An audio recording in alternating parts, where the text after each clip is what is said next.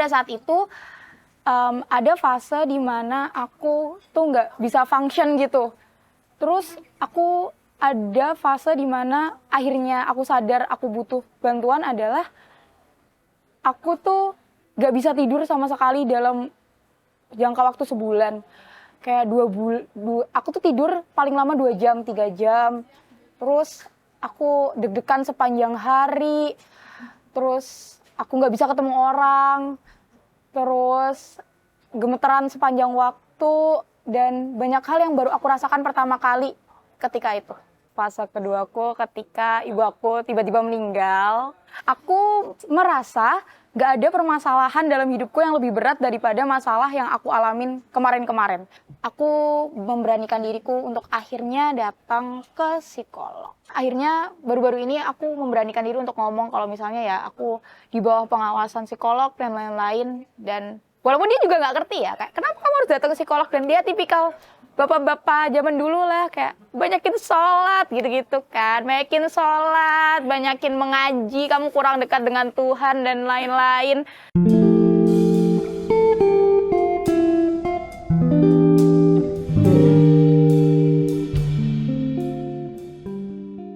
Oke, halo semuanya, perkenalkan nama aku Malwa.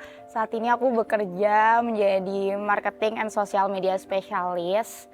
Dan kegiatanku sehari-hari ya bikin konten, kerja, terus main sama adik-adikku di rumah. Aku sekarang 5 ya kebetulan ya, sekarang 5 bersaudara. Anak pertama.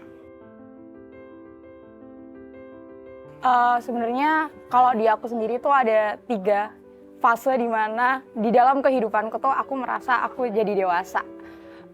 Fase pertama tuh ketika orang tua aku tiba-tiba bercerai waktu aku kecil. Terus fase keduaku ketika ibu aku tiba-tiba meninggal. Dan fase ketigaku ketika ayah aku tiba-tiba harus menikah lagi secara tiba-tiba. Jadi kayak 3 fase kehidupan itu yang membuat akhirnya aku mulai lebih dewasa lagi. Gitu sih. Sebenarnya kan 3 fase tersebut tuh usia aku cukup berbeda-beda ya. Dimana waktu fase pertama aku masih sangat kecil dan aku nggak sadar apa-apa gitu. Yang kedua mungkin aku udah mulai cukup tahu karena itu aku lagi remaja menuju dewasa lah. Dan yang terakhir tuh udah bisa dikatakan dewasa, walaupun sampai sekarang nggak tahu ya udah dewasa apa enggak. Cuman ya itu karena orang tua aku kan berpisah dari kecil ya. Terus aku tuh tinggal dan hidup selama sisa hidup aku tuh aku sama ibu aku selama 17 tahun. Nah, aku tuh nggak pernah punya sosok figur ayah selama aku hidup. Jadi aku nggak tahu sebenarnya apa sih gunanya ayah di dalam hidup awalnya. Jadi semua hal yang menguatkan aku sih adalah segala cerita tentang ibu aku yang membesarkan aku seorang diri sih. Jadi apapun yang terjadi pada saat itu tuh ibu aku sih yang akhirnya menguatkan aku. Dengan segala susah payahnya dia menghidupi aku yang sangat susah ini, sampai sekarang aku bisa tetap hidup di dunia ini. Ibu aku tuh adalah salah satu orang yang nggak pernah menunjukkan rasa sedihnya di depan orang lain, termasuk ke anak-anaknya. Ibu aku tuh juga orangnya sangat pekerja keras ya, karena dia single mom dengan anak-anak yang waktu itu aku berdua sama adik aku dengan anak-anak yang cukup aktif di mana-mana. Kita suka ikut lomba, kita suka banget ikut les, banyak hal yang kita pengen coba. Dan ya udah, pokoknya intinya adalah ibu aku tuh karena aku tinggal selama hidup aku tuh sama ibu aku, dan aku melihat perjuangan dia membesarkan aku dan adik aku tuh sangatlah susah, karena yaitu dia seorang single mom dan membiayai aku sendiri dari kecil sampai beliau meninggal. Aku dibesarkan seorang diri, dan itu yang aku sangat amat look up to her, karena dia benar-benar nggak pernah menangis di depan aku sama sekali selama hidupnya. Dia nggak pernah ngeluh sama sekali dalam hidupnya, dan dia nggak, bahkan ketika dia sakit pun dia nggak pernah membicarakan kalau dia tuh sakit gitu. Jadi aku sangat kagum terhadap sosoknya, dan kalau bisa nanti dewasa aku pengen banget sih jadi kayak ibu aku. Hubungan aku sama keluarga aku, kalau ditanya sekarang kita sudah cukup mulai membaik ya. Tapi dibilang baik banget, seperti keluarga cemara lainnya enggak. Cuman sekarang sangat amat better setelah akhirnya aku udah berani mengungkapkan apa yang aku rasakan sih sekarang. Jadi kalau ditanyain sekarang, way better. Yang paling dekat adalah adik aku yang pertama. Pokoknya aku deket banget sama adik aku ini karena aku cuma punya dia di hidup aku, dan kalau nggak ada adik aku kayaknya aku nggak tahu sih akan menjalani hidup seperti apa dan mau hidup atau enggak. Sekarang hidup aku untuk adik aku yang besar. Aku merasa nggak ada permasalahan dalam hidupku yang lebih berat daripada masalah yang aku alamin kemarin-kemarin. Jadi ketika menjalani hidup di perkuliahanku, di pekerjaanku, aku merasa kalau misalnya ada masalah tuh aku bisa gitu aja ngelewatinnya, karena menurut aku nggak ada hal yang lebih berat dan menyusahkan aku dibandingkan hal-hal fase-fase yang kemarin. Kalau ditanyain gimana caranya aku berdamai sama itu semua sih. Jadi ketika aku ada masalah sama seseorang atau lagi berkelut sama pekerjaan aku yang mungkin lagi pada saat itu menyusahkan aku gitu ya, aku merasa aku harus memaafkan dulu seseorang itu, atau aku let go dulu perasaan-perasaan gak enak yang ada di dalam hati aku, untuk akhirnya aku bisa bekerja lagi, untuk bisa bertemu orang itu lagi, dan bisa memaafkan apapun yang terjadi di dalam hidupku. Awalnya aku gak sadar itu tuh mempengaruhi kondisi mental aku, sampai dimana aku sangat amat breakdown. Pada saat itu ada fase di mana aku tuh nggak bisa function gitu. Untuk menjalani satu hari itu rasanya lama dan panjang banget.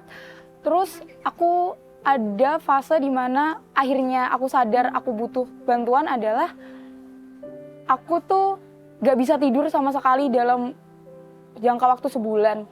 Kayak aku tuh tidur paling lama 2 jam, 3 jam. Terus aku deg-degan sepanjang hari, terus aku nggak bisa ketemu orang, terus gemeteran sepanjang waktu, dan banyak hal yang baru aku rasakan pertama kali ketika itu. Awalnya aku tuh belum berencana untuk ke psikolog, karena aku merasa mungkin aku kecapean ya, atau mungkin aku lagi nggak baik aja hidupnya gitu.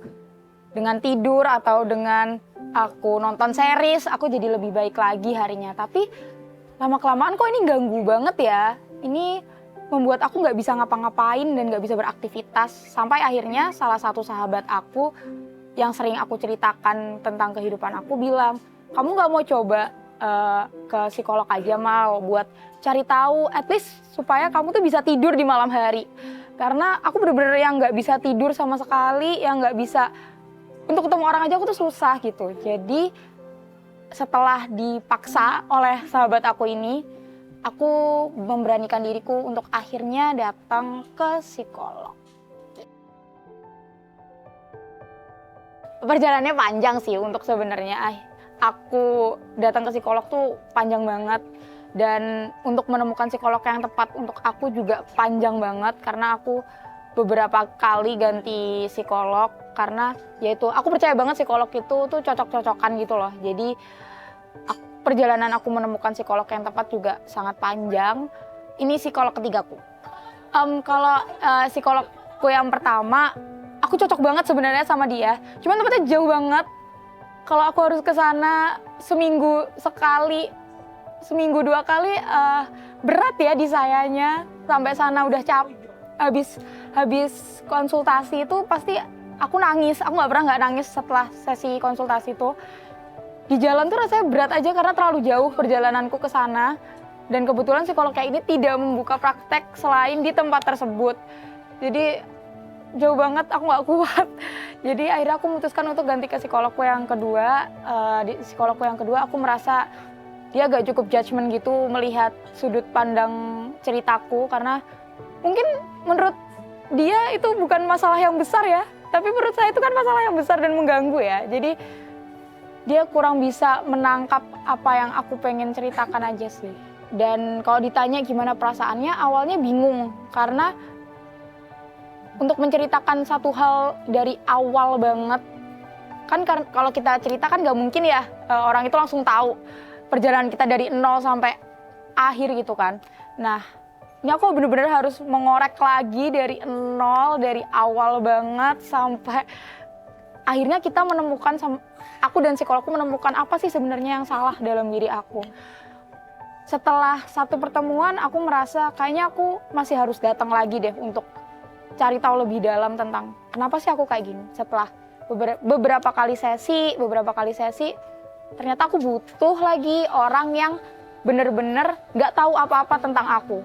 Jadi ketika aku datang ke psikolog itu dia gak tahu apa-apa tentang aku. Jadinya ketika aku bercerita, dia sangat amat netral. Psikologku ini alhamdulillah sangat amat netral dan dia nggak judgement. Intinya aku beruntung banget menemukan psikolog yang tidak membuat aku merasa lebih down lagi. Jujur terapi-terapi ini sangat amat membantu aku karena alhamdulillah aku tuh dikasih banyak banget hal terapi-terapi yang membuat aku lebih tenang, at least lebih tenang. Jadi aku masih bisa menjalani kehidupan aku, aktivitas aku sehari-hari. Terapi-terapinya tuh yang bisa aku lakukan di rumah. Setipis dan sekecil kayak menghembuskan nafas, kayak gitu-gitu tuh aku belajar banget dari psikologku. Ternyata kalau kamu tahu cara menangani keadaan deg-degan kamu, anxiety kamu tuh bisa kok diminimalisir untuk tidak membuat kehebohan yang lebih parah di hari itu. Sangat membantu sih, apalagi kalau misalnya lagi di luar ya. Kalau lagi di luar gitu tiba-tiba terlalu banyak orang, terus aku deg-degan, aku tiba-tiba merasa gak nyaman tuh, aku udah tahu gimana caranya menghandle diri aku sih. Aku tuh datang ke psikolog diem-diem sebenarnya. Orang tua aku nggak tahu, bahkan orang-orang terdekat aku nggak tahu, sampai akhirnya kayaknya aku harus ngasih tahu teman terdekatku dan juga aku memberitahu kepada adik aku yang besar. Dan di saat itu setelah aku ngomong ke adik aku dan juga ke sahabat aku, hubungan komunikasiku terutama sama ayah aku ya, sekarang lebih better lah. Karena akhirnya baru-baru ini aku memberanikan diri untuk ngomong kalau misalnya ya aku di bawah pengawasan psikolog dan lain-lain. Dan walaupun dia juga nggak ngerti ya, kayak kenapa kamu harus datang ke psikolog, dan dia tipikal bapak-bapak zaman dulu lah, kayak banyakin sholat gitu-gitu kan, banyakin mengaji, kamu kurang dekat dengan Tuhan dan lain-lain. Kenapa harus menghamburkan uang-uang itu untuk datang ke psikolog, karena ke psikolog kan nggak murah ya. Jadi ayah saya cukup yang kayak, kamu tuh bisa kok, gak usah datang ke sana, bla bla bla ya, sempat diceramahin juga. Dan dia tidak mengerti kenapa saya harus sebegitunya ya terhadap permasalahan ini. Cuman akhirnya beliau mengerti sedikit demi sedikit kalau anaknya ternyata ya cukup terkena mentalnya ya dengan apa yang sudah terjadi dengan keluarga ini gitu. Menurut aku kesehatan mental tuh sama pentingnya sama kesehatan badan kita ya. Karena awalnya aku juga sama nggak ngertinya sama apa yang di pikiran ayah aku gitu ya. Kenapa sih orang bisa sampai segitunya dengan sebuah masalah? Bagaimana dia cope up sama sebuah masalah tuh ternyata tuh berbeda-beda gitu. Mungkin ya seperti yang aku bilang tadi, mungkin menurut aku itu adalah sebuah masalah yang besar dan menurut orang lain nggak besar. Dan nggak apa-apa banget ketika kamu merasakan bahwa masalah itu tuh adalah masalah yang besar di hidup kamu dan membuat kamu efek gitu terhadap keseharian kamu.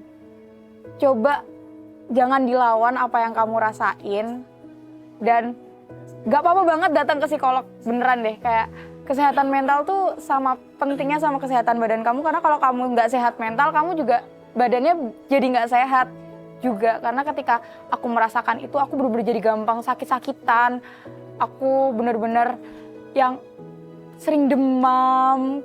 Terus habis itu aku sering banget masuk rumah sakit juga. Jadi please aware sama kesehatan mental kamu.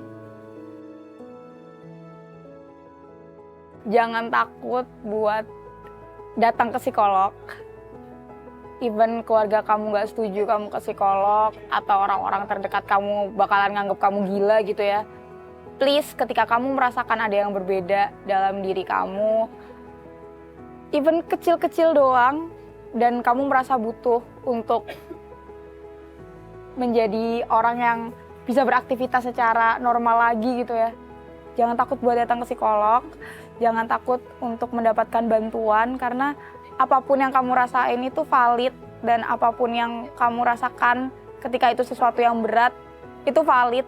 Dan jangan pernah ngebandingin permasalahan kamu dengan orang lain. Karena mungkin ya itu, permasalahan kamu tuh besar buat kamu dan nggak besar buat orang lain kan beda-beda ya. Jadi please aware sama mental health kamu, dan jangan ragu dan jangan takut untuk datang ke psikolog, bener-bener deh pokoknya. Jangan takut, karena itu helping banget buat kamu untuk lebih tahu diri kamu dan bisa memaafkan orang-orang di sekitar kamu. Gitu sih. Terima kasih semuanya.